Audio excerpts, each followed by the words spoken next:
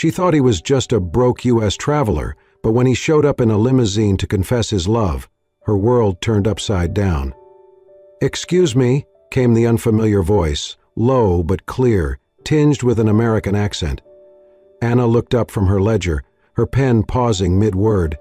The sun was beginning to set behind the cliffs, casting long shadows across the small wooden porch of her seaside inn. The man standing at her front gate was out of place. Dusty jeans, torn backpack slung over one shoulder, and a denim jacket faded from wear. He looked like he hadn't slept in days. "I'm sorry to bother you," he said, stepping cautiously closer. "I lost my wallet. I've been traveling across Europe and got separated from my group." Anna narrowed her eyes, instantly alert. "And you ended up here, in a fishing village, with no train station, no direct bus routes, and no tourists this time of year?" The man raised both hands, half smiling. "It's a long story." "I'm sure it is." She stood, crossing her arms over her chest. "What do you want?" "A place to sleep, just for the night," he said. "I'll work for it, clean the floors, fix something. I just need a roof until morning." Anna glanced around. The town was small, quiet, and the last thing she needed was trouble. The last time she trusted a stranger who just needed a night, she'd ended up chasing a drunk out of her pantry with a broom. "No vacancies," she said curtly. "Your sign says rooms available." She arched a brow. "Not for wanderers with no ID and a sob story." He blinked, then nodded slowly. "Fair enough. Sorry to bother you." Turning on his heel, he walked away without protest, heading toward the cliffside path. Anna watched him for a moment, heart hardened by experience, then turned back inside. It wasn't until 2 hours later, when the wind began to howl and rain fell in sheets across the coast, that she saw him again. Through the window, his silhouette sat hunched on the wooden bench beneath her awning, his jacket pulled tight around him, head bowed against the storm. Damn it! With a curse under her breath, Anna grabbed a towel and opened the door. "Hey!" The man looked up, his face pale and lips tinged with blue. She sighed heavily. "Come inside before you drown." He dried off by the fireplace while she made tea in the kitchen, muttering to herself the entire time. She brought him a steaming mug, placing it on the table without looking at him. "Thank you," he said quietly. "Don't thank me," she replied. "You're sleeping in the storage room. Don't touch anything. Don't steal anything. And don't think I won't call the police if you try anything stupid." He smiled, despite himself. "Understood." She gave him a glance. "What's your name?" "James." "That all you're going to give me?" "For now," he said, shrugging. "I'll earn the rest." By morning, the rain had passed, and so had most of Anna's irritation. James had woken early, cleaned the common room without being asked, and even chopped wood for the fire. She found him stacking logs by the shed when she came outside, a towel draped over his shoulder, his hair still damp. "You're not afraid of work?" she admitted. "Nope," he said. "Not afraid of much, actually, except maybe cats. They're shifty." She smirked. He stayed another night, then another. Each day he fixed something that had long been left broken. Leaky faucets, creaky steps, the cracked window in room 4.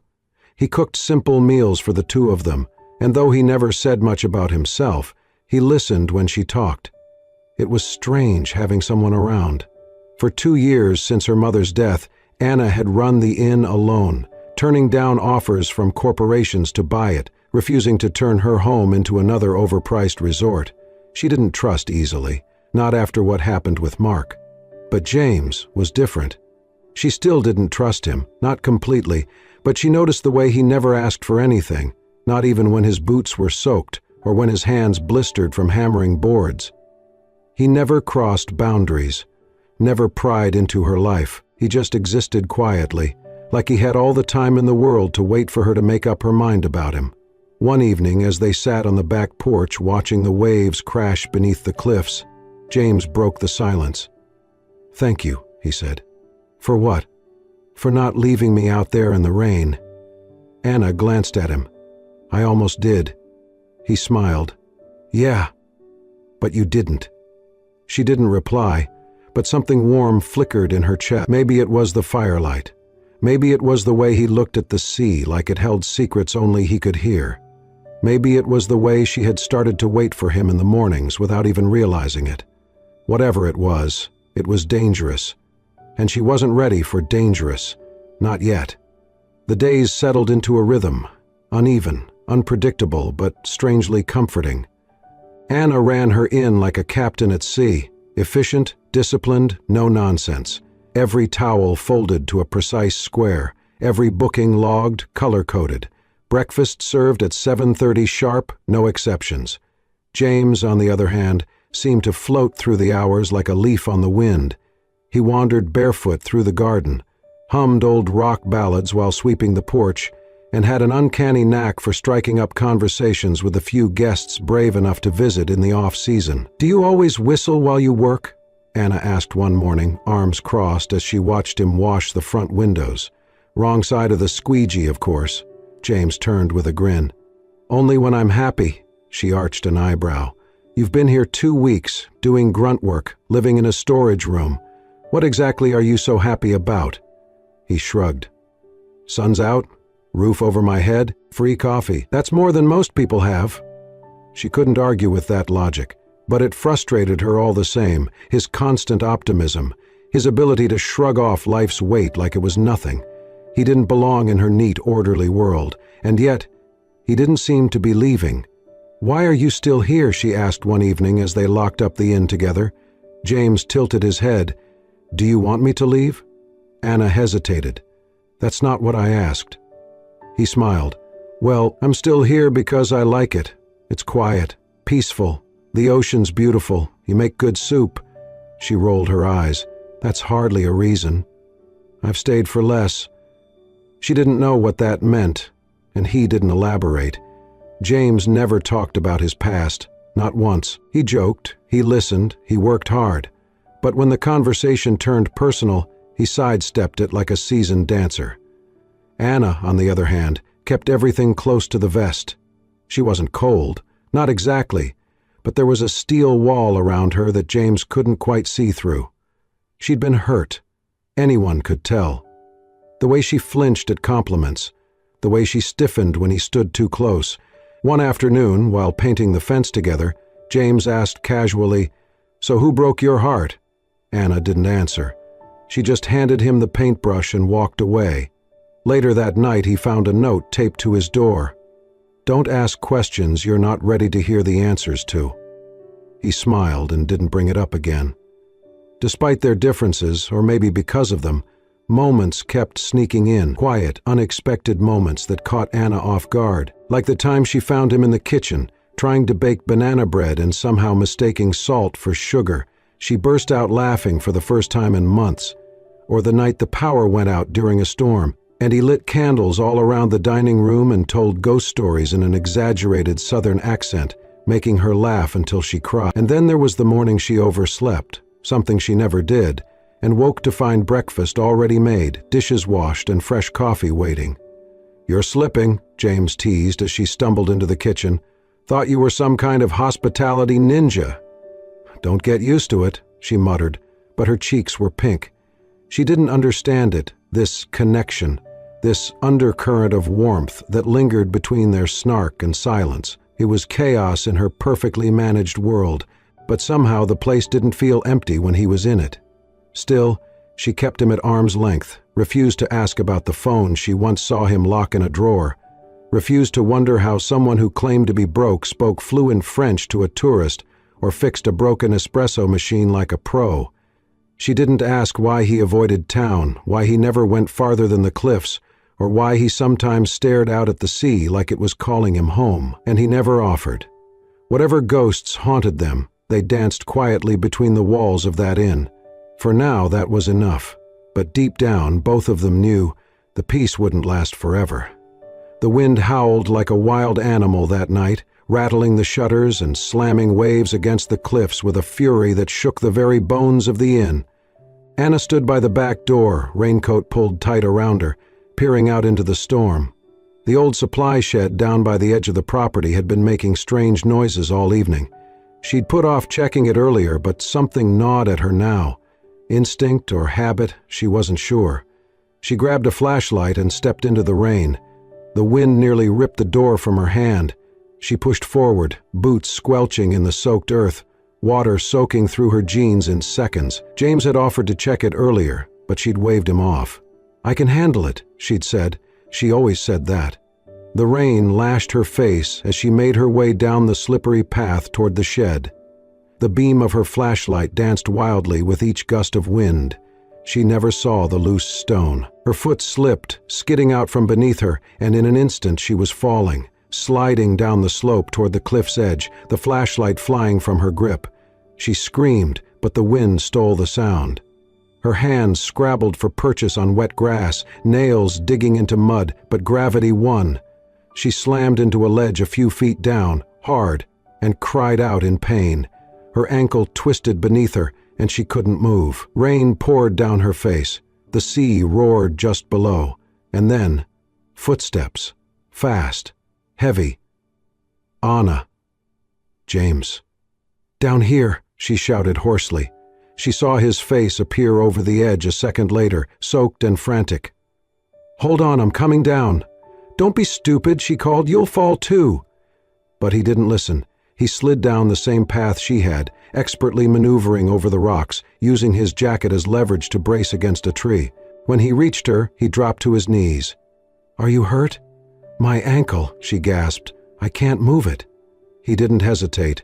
With one arm behind her shoulders and the other under her knees, he lifted her carefully, gritting his teeth as the weight pulled on his arm. She noticed the blood right away. "You're bleeding," she whispered. His forearm had a deep scrape, dripping crimson through the rain. "It's fine," he muttered. "Let's just get you out of here." Step by step he carried her back up the muddy slope, slipping once but never falling, never letting her go. When they reached the inn, he kicked the door open and carried her inside, laying her gently on the couch by the fire. She shivered, soaked to the bone. He grabbed blankets, towels, whatever he could find. She watched him in a daze as he wrapped her like she was made of glass. "You should have let me check the shed," he said softly, dabbing her face dry. She opened her mouth to reply, but instead her throat caught. And then she was crying, big silent tears sliding down her cheeks, mixing with the rainwater. He froze. "Anna?" She leaned forward, burying her face in his shoulder, arms wrapping around him tightly. "I thought I was going to die," she whispered. His arms came around her instantly, strong and warm. "I've got you. You're okay. I've got you." They stayed like that for a long time, the storm still raging outside but somehow muted by the beating of two hearts in one room. Something had changed. Not with a kiss or a confession or a dramatic moment, but with a fall, a rescue and a raw, unguarded embrace. Anna didn't pull away. And James didn't let go. The inn had been unusually quiet that morning. The last of the weekend guests had checked out early, and the wind outside had died to a gentle hum. Anna wandered through the hallway, a cup of coffee in her hand, comforted by the stillness, until she heard a voice, a familiar one, but muffled, urgent, and coming from the garden. She paused near the open kitchen window, listening. "I told you not yet," James said, voice low but firm. "No, I'm not ready to come back. I need more time." There was a pause. Then he added, "Yeah, I know what's at stake, but I meant what I said. I'll handle it." Anna's heart thudded.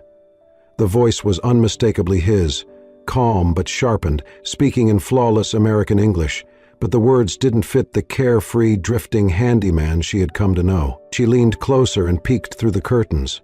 James stood at the far end of the garden, his back to her, phone pressed to his ear. Not the cracked, outdated one he always left on the kitchen counter. This was a sleek black device she had never seen before. When the call ended, he tucked the phone into the inside pocket of his coat. Anna stepped outside. "Interesting call." James turned slowly, caught off guard. "Anna, I didn't hear you." "No kidding," she said coldly, arms crossed.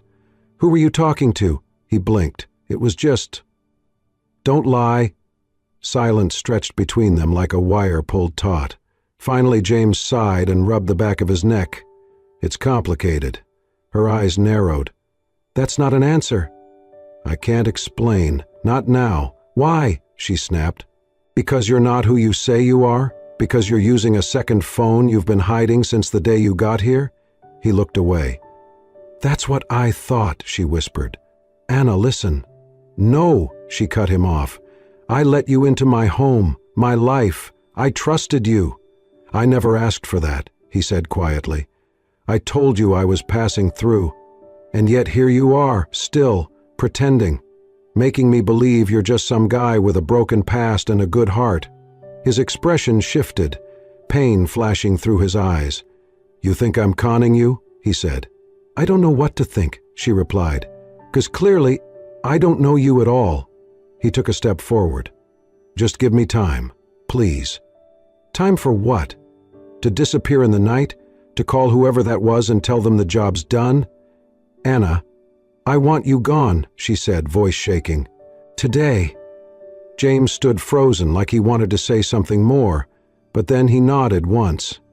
"I understand." Without another word, he walked past her, through the inn's doors and up the stairs to gather his things. Anna didn't watch him go, but when she heard the soft click of the front door closing for the last time, it felt louder than any storm. The days after James left felt longer than any storm Anna had weathered. The inn was quiet again.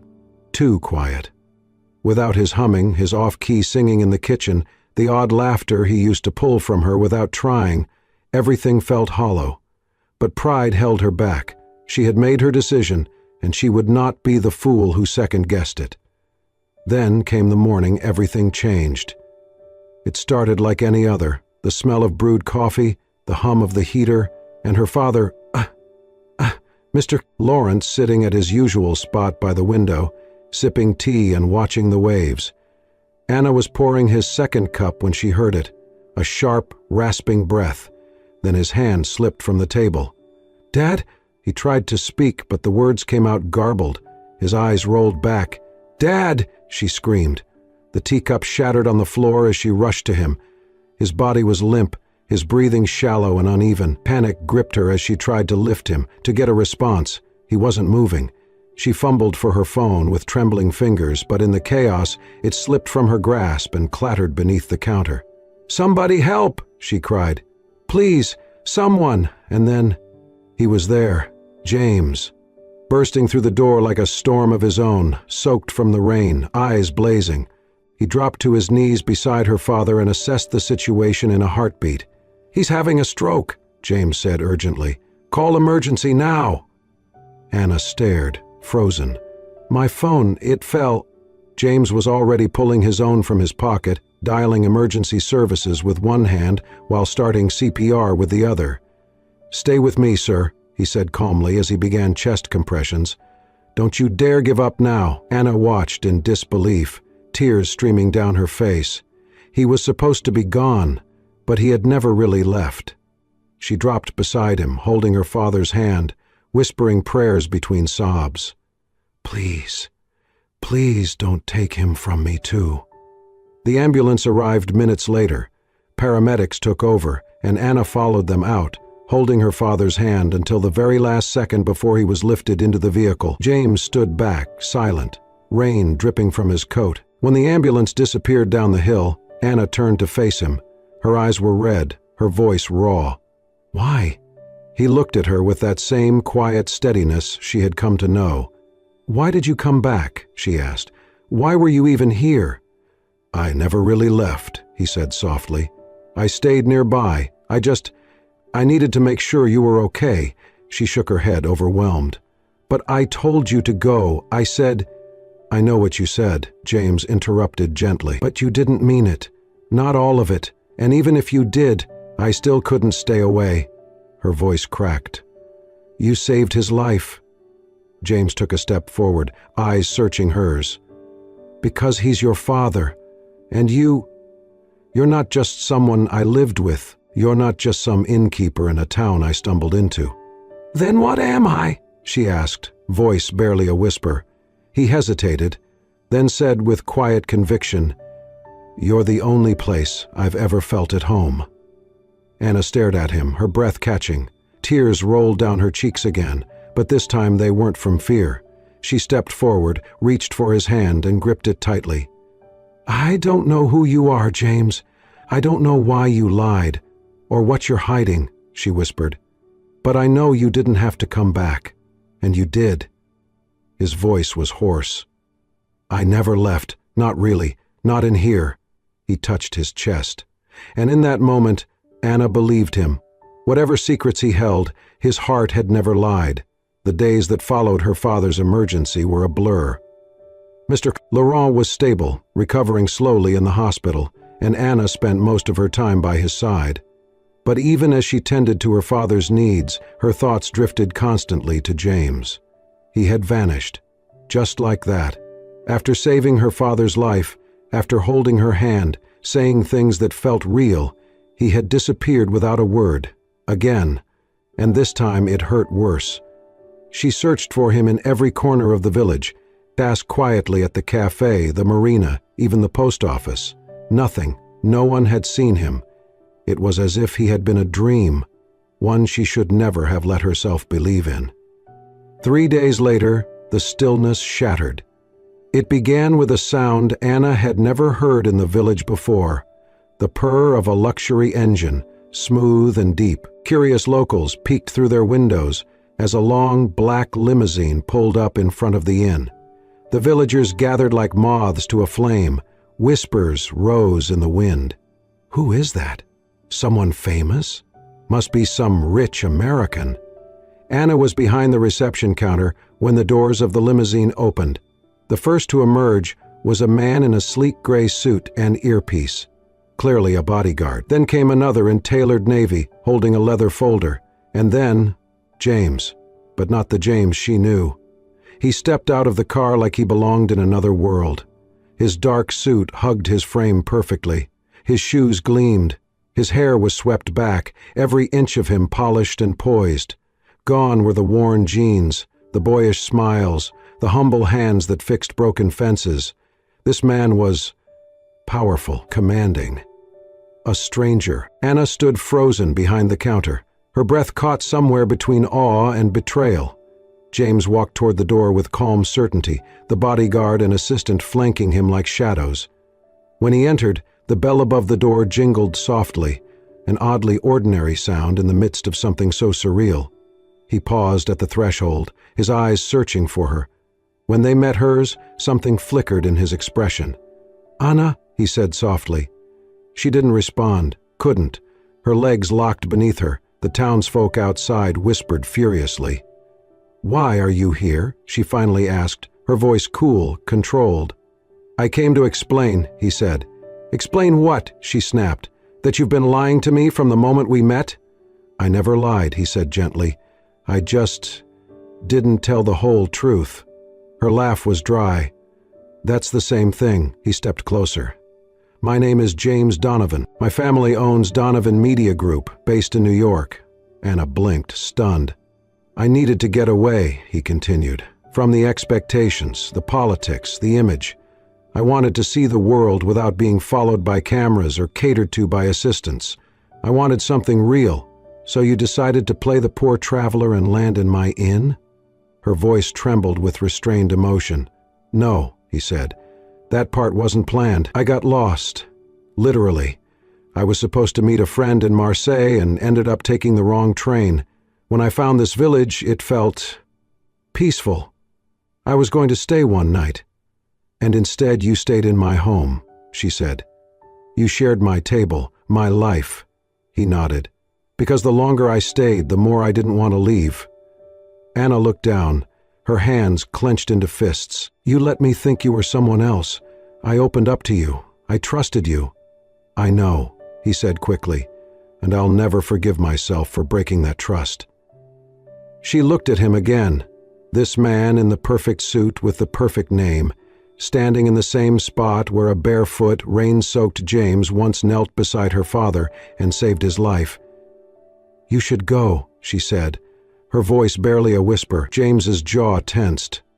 "Please, just let me say what I came to say." "Why?" she asked.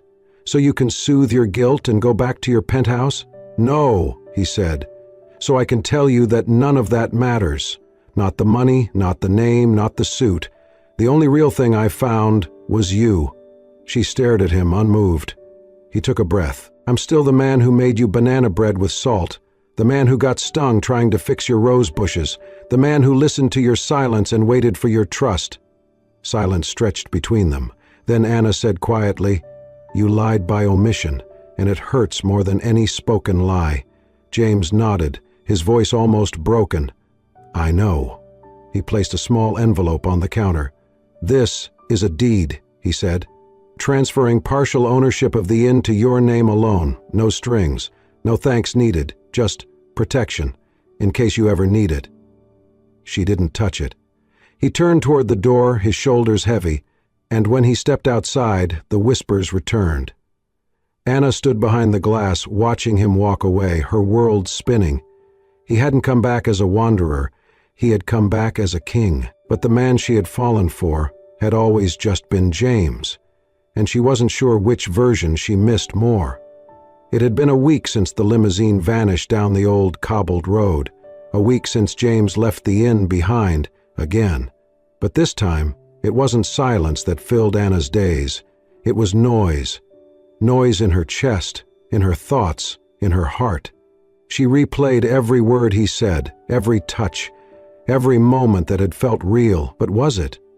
Or had it all been part of some elaborate performance from a man who had everything, and still chose to wear the face of someone who had nothing? The sun was just beginning to dip below the waves when she walked back inside the empty dining room. The inn was quiet again. Guests were few this time of year, and her father was still recovering in the hospital. The ache in her chest matched the stillness around her. Until the bell above the door rang, she turned sharply, and there he was. James. No bodyguard, no limousine, no designer suit, just James. Slightly wrinkled shirt, familiar boots, and eyes full of something raw and unguarded. She stared at him.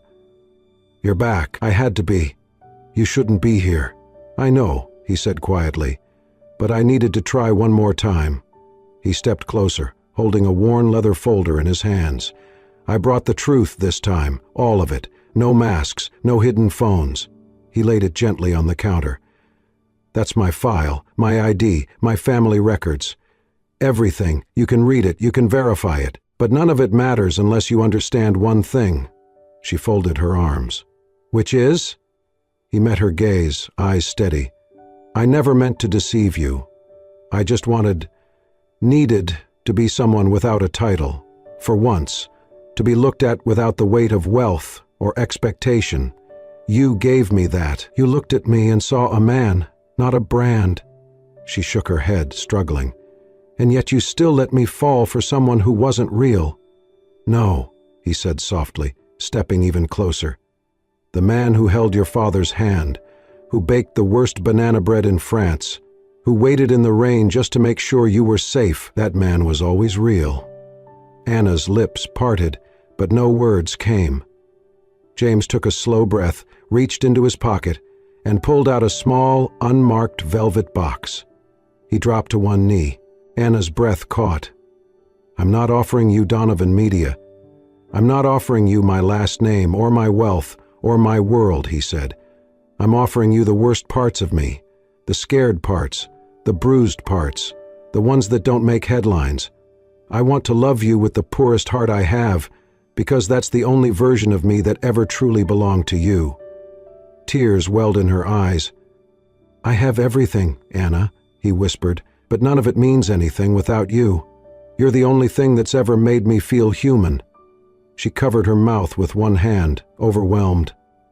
"I don't know how to trust you again," she admitted through trembling lips. James held up the ring, not flashy, not enormous, just simple, honest. "Then don't trust the headlines, don't trust the money, trust this." He placed his hand over his heart, "The only part of me that never lied." A long silence filled the room. Then slowly Anna stepped forward. She didn't take the ring. She took his hand. "I still hate banana bread," she whispered. James laughed, tears in his eyes. "I'll never bake again." And in that quiet, crooked little inn by the sea, with salt in the air and love in the silence, she nodded. She didn't say yes with words. she said it with forgiveness, and that was everything. 1 year later, the inn by the sea looked like something out of a fairy tale. White roses climbed the trellises, fluttering ribbons danced in the ocean breeze, and fairy lights twinkled in the trees that lined the garden. Guests filled the lawn, friends from the village, staff from the Donovan Foundation, even a few faces from across the ocean, all gathered to witness a love that had defied circumstance, status, and secrecy. But no grand cathedral could have meant more. Because this wasn't just a venue. It was the place where a girl with tired eyes and a guarded heart had opened her door to a stranger in the rain. It was the place where James had first learned how to fix broken shutters and, unknowingly, a broken soul. And today, it was the place where they would promise forever. Anna stood in front of the mirror in her small room upstairs. The same room she'd grown up in. The same one she'd once thought she'd never leave. Her dress was simple, ivory lace with a soft train, and her hair was tucked back in loose waves, a single pearl pin holding it in place. Her reflection shimmered with tears she didn't try to stop. Downstairs, James waited. No tuxedo, no headline, just a crisp white shirt, open at the collar, and a soft navy jacket. His hands were steady, but his heart raced the way it had that first time she'd looked at him without judgment. The ceremony was brief but sacred. Anna walked down the garden path alone, barefoot in the grass. She didn't need anyone to give her away. She had found herself long before she found James. When they stood before the officiant, hand in hand, no one cared about last names or fortunes. They saw a man and a woman who had been strangers, then friends, then each other's safe place. When it came time to exchange vows, James took her hand gently. "I came here looking to disappear," he said. "And instead, I found the one person who truly saw me, even when I wasn't ready to be seen." Anna smiled, tears slipping down her cheeks. "And I," she replied, "built walls so high I thought no one could climb them. But you didn't climb. You waited, with quiet patience, until I was ready to open the door."